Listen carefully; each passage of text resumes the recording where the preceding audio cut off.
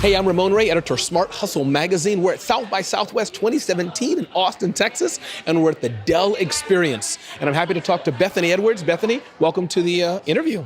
Hey, thank you for having me. I appreciate it. You're welcome. Bethany, what's the name of your company? The name of my company is Leah Diagnostics. Okay. And tell us a little bit about it. Yeah, basically we invented and have developed a biodegradable, flushable pregnancy test. Love it. And we heard your pitch today and your talk today, and I think you probably have some advice for startups, for entrepreneurs. You've been down a road many of them haven't, pitching and other things. Just in a broad sector, let's talk about pitching. How about let's start there? Sure. Any advice for those in a room full of people, the stress level, the lights, camera, action, if things go wrong, if they don't go wrong? It's a big question. But what's your advice for pitching a business, even if it's an elevator pitch? Give us a general advice from you. All right, yeah, sure.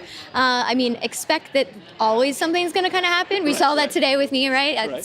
Slides magically disappeared from the desk. And you handled it very, very well. It happens.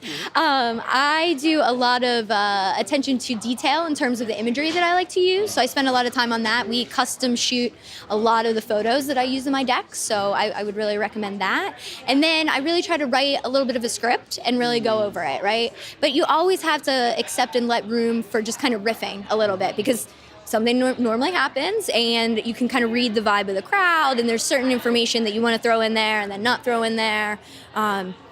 And honestly, it's one of those things that you get better by just doing, right? Like it's practice, and every time I do it, I'm still a little bit nervous.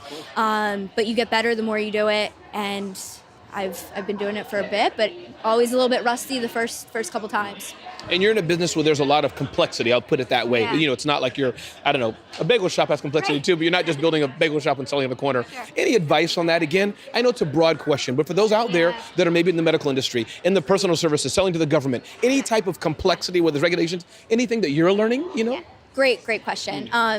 So I think it's really important to find a way to really simplify and describe the crux of what it means. What is the real problem that you're doing, and what is the solution? And do it in the most simple way that you can kind of describe it, because you should assume that a good bit of your audience might not be at all familiar with the technology. Try to avoid any jargon. Great point. And really find ways to succinctly describe what you're doing, right? So I think that's been like one of the biggest things, is try to write it in terms of like if you were explaining it to a kid, right? And somebody who has no idea what you're actually doing.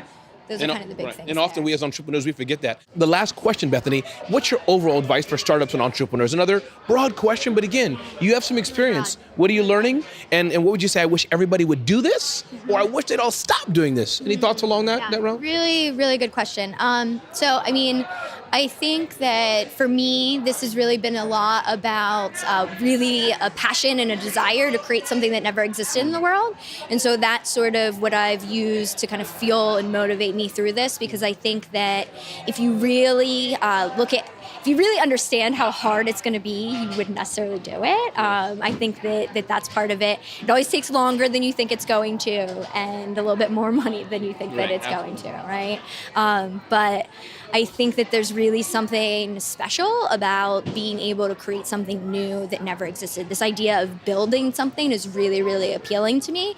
And I think as an entrepreneur, if you can really find that and leverage it, it's really how you get to the next level. And this idea of just continual growth and being able to grow with the business it is something that's big. Like, in the beginning, there's things that you just don't know. You don't know what you don't know. And I still don't know what I don't know. But surrounding yourself by pretty good mentors is really, really big. That's really been helpful for us. And then just accepting and being okay with yourself that, there's going to be times that you mess up and you just kind of have to grow with it.